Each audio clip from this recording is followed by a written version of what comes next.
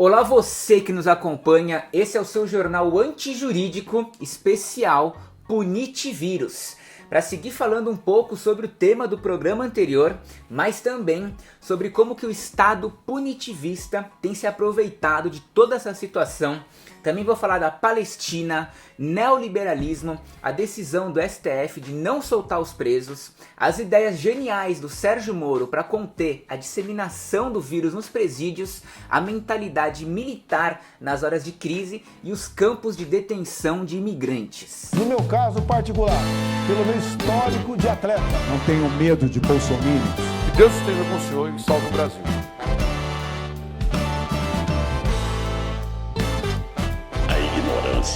Não é uma virtude. Na rua, todo mundo se contaminar, todo mundo morrer. Esse país é verde e amarelo! Eu queria abrir esse programa falando como que essa pandemia de coronavírus tem sido também um ótimo pretexto para o estado punitivista que a gente vive a nível mundial mostrar ainda mais os seus dentes. É claro que medidas que limitam nossos direitos e nossa liberdade para impedir o contágio de um vírus são aceitáveis. Mas desde que sejam feitas 3 perguntas básicas. Primeira, qual que é a contribuição disso na luta contra o coronavírus? Segunda, quais são as consequências disso para a democracia?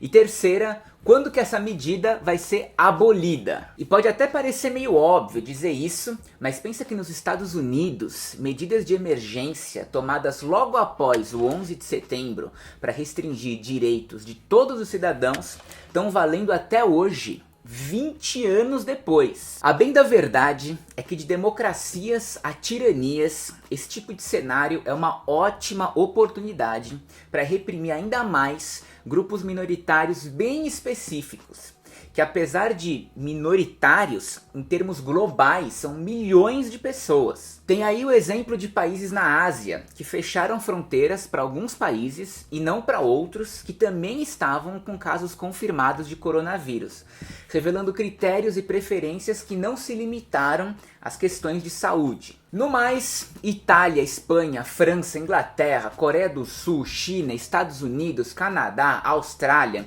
todos esses já aprovaram novas legislações, dando mais poder ao Estado para deter e isolar pessoas suspeitas de terem coronavírus. Em Israel, por exemplo, o governo autorizou que serviços de segurança invadam os celulares das pessoas infectadas para monitorar os seus movimentos.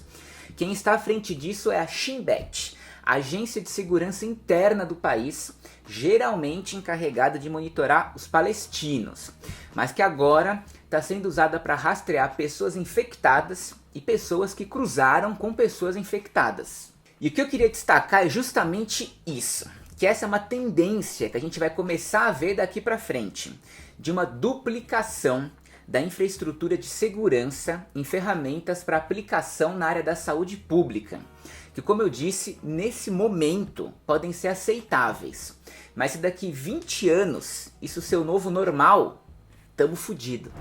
Tem muito mais a ser dito sobre Israel, porque a situação lá tá bem complicada. Eles estão no meio de uma crise constitucional. Benjamin Netanyahu está como interino, já que foi derrotado nas eleições e a nova ainda não aconteceu.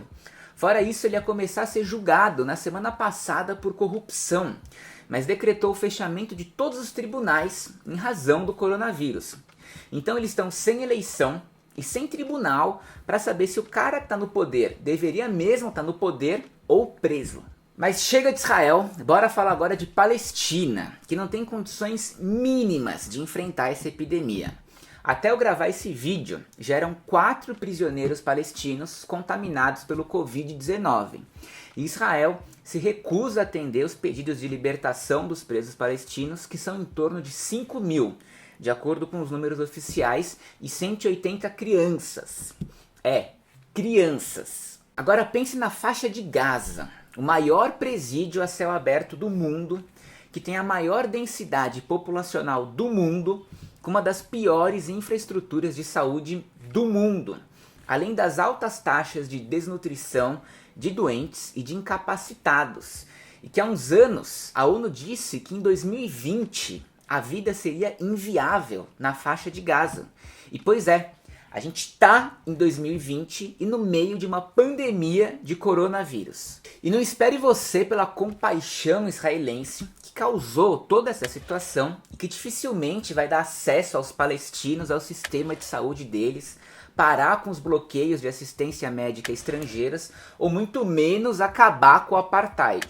E aqui eu gostaria muito de morder a minha língua quanto a tudo isso que eu acabei de falar, mas vale lembrar que uma das primeiras reações do governo israelense foi descrever os palestinos como portadores do vírus e ameaça à saúde pública. Então, quando se trata de faixa de Gaza, a gente está falando de um desastre maciço, em grande parte evitável na vida de 2 milhões de pessoas, graças às condições criadas inteiramente por Israel e pelos Estados Unidos. E agora eu queria ressaltar o que David Harvey tem dito. Estamos vivendo os efeitos de 40 anos de neoliberalismo que só contribuiu para deixar a sociedade completamente exposta e mal preparada para enfrentar uma crise de saúde pública. Ainda mais por conta de um vírus. E coloca aí nessa conta a escassez de leitos hospitalares, a escassez de kits para diagnósticos da infecção, um sistema de saúde completamente organizado em função do lucro, uma indústria farmacêutica do capeta e, claro, no caso do Brasil, em específico, teto de gastos e governo Bolsonaro. E olha que toda essa situação não foi por falta de aviso. Desde filmes hollywoodianos até artigos científicos, tudo já indicava um estado deplorável de prevenção e de preparação para esse tipo de emergência global. Talvez o maior aviso que a gente teve foi o surto de Ebola, que aconteceu na África não tem nem 10 anos. E também não pode passar despercebido que justamente os países menos neoliberais, China, Taiwan e Singapura, passaram pela pandemia de forma bem melhor que Itália, França, Espanha, Estados Unidos e a porra toda. Agora Brasil, para seguir te atualizando sobre a pandemia do coronavírus e o nosso sistema prisional, como vocês viram no programa anterior, a ação do IDDD pedindo a soltura dos presos que não tenham cometido crimes violentos e com saúde vulnerável caiu no colo do ministro Marco Aurélio, o que na ocasião eu disse que não era ruim e que de fato não foi. Isso porque, apesar de negar o pedido, entendendo que o IDDD não era a parte legítima para pedir o que pediu, Marco Aurélio decidiu de ofício tudo que o IDDD pediu. Ou seja, vocês não podiam pedir o que pediram, mas eu posso pedir, então eu estou pedindo. E pediu, sugerindo ao CNJ e aos juízes e juízas da execução penal que concedessem liberdade condicional aos presos com mais de 60 anos e prisão domiciliar às gestantes, lactantes, soropositivos para HIV, diabéticos, portadores de tuberculose, câncer, doenças respiratórias e cardíacas. Tudo muito bom, até que o caso foi para o plenário do STF, onde só o Gilmar Mendes concordou com Marco Aurélio. Sim, nem o Barroso concordou. Aquele que é tão idolatrado pelo Quebrando Tabu e adorado pela esquerda liberal por ser tão a favor da legalização da maconha, mas na hora do vamos ver, de tomar uma decisão sobre o sistema prisional em meio à iminência de uma infecção por coronavírus, argumentou que a medida não era necessária, porque, pasmem, por enquanto o vírus só havia atingido, aspas, o topo da cadeia alimentar, fecha aspas. Uma colocação que ilustra maravilhosamente bem o conceito de necropolítica do Mabembe, que são essas ações ou omissões que determinam quem pode viver e quem deve morrer. Fica aí então o STF lavando suas mãos para os riscos da epidemia e o foda-se não só para a vida dos detentos, como também para os mais de 100 mil funcionários e funcionárias que trabalham no sistema e que igualmente podem ser focos e vítimas dessa doença. E é em meio a essa crise toda que o Sérgio Moro publicou uma medida do Ministério da Justiça para conter a pandemia nos presídios, que é, na falta de cela individual para os doentes, que se usem cortinas e marcações no chão para delimitar a distância mínima de 2 metros entre os internos. Bom, quanto a isso, acho que Moro nunca viu uma cela lotada.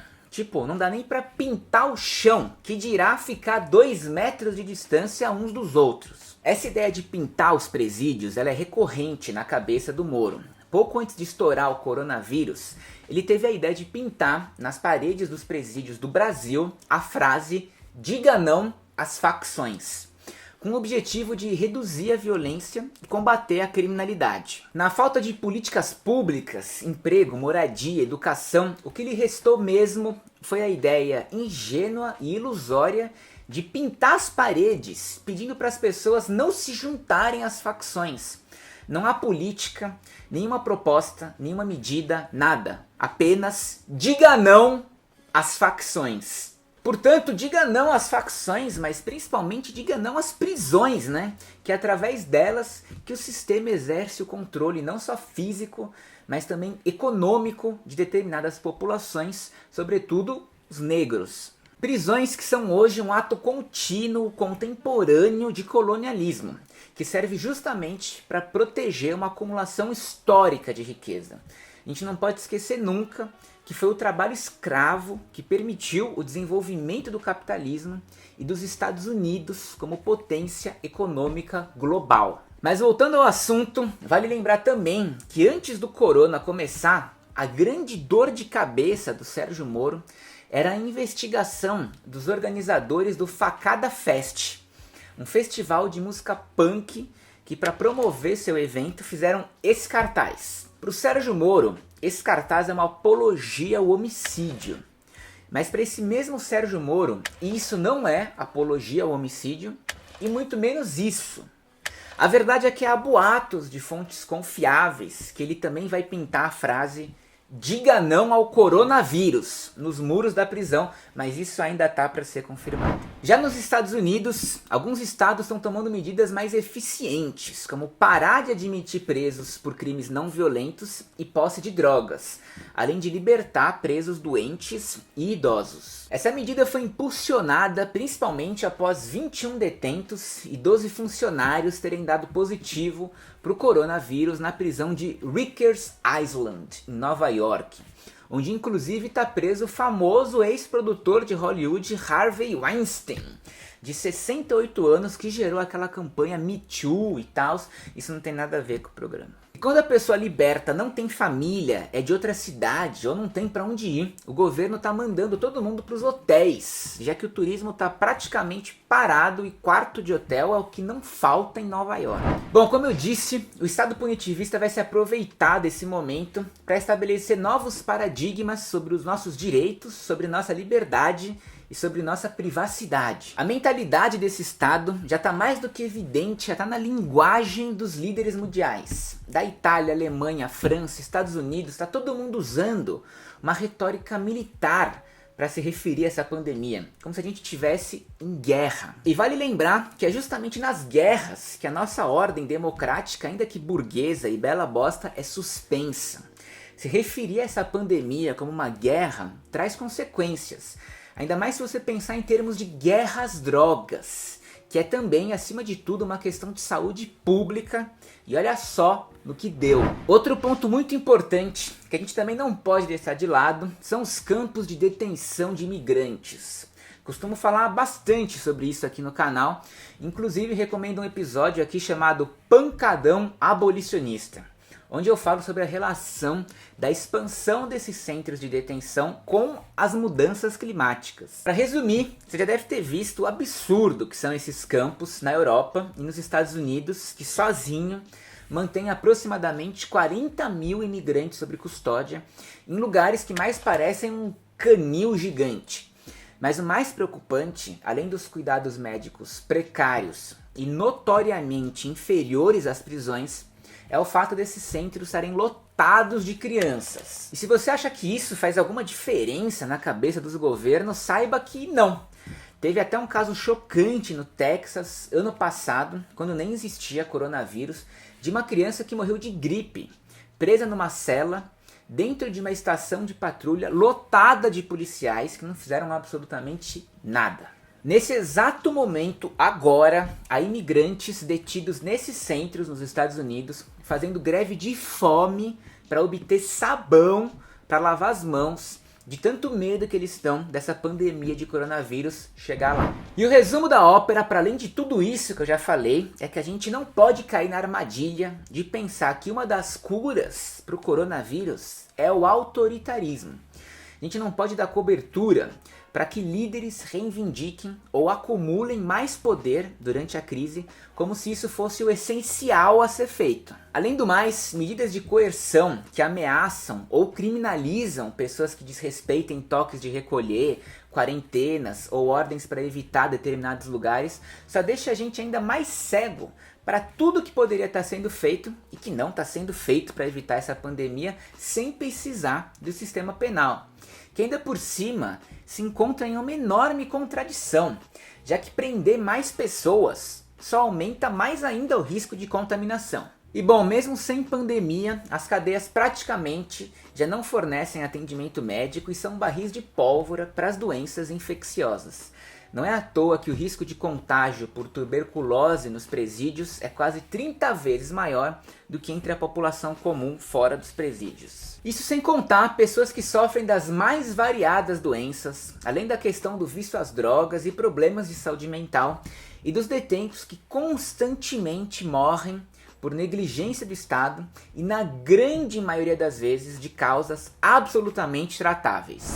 E antes de me despedir, queria anunciar uma nova parceria com a editora Boitempo. Vou deixar o link deles aqui, que agora lá você pode acessar o site e comprar os livros que te interessam, que já te adianto que tem tudo a ver com esse canal e com os temas que eu pesquiso, mas que uma parte dos livros vendidos é destinada aqui a apoiar o canal, então todo mundo sai ganhando. Uma editora foda, um canal independente, você, uma maravilha que só. E também agradecer aos fiéis colaboradores e colaboradoras do nosso Apoia-se, que ajudam com quanto podem, pelo tempo que podem. E é isso aí, fica aí nosso muito obrigado, se inscreva no canal e siga a gente nas redes sociais. Valeu, falou!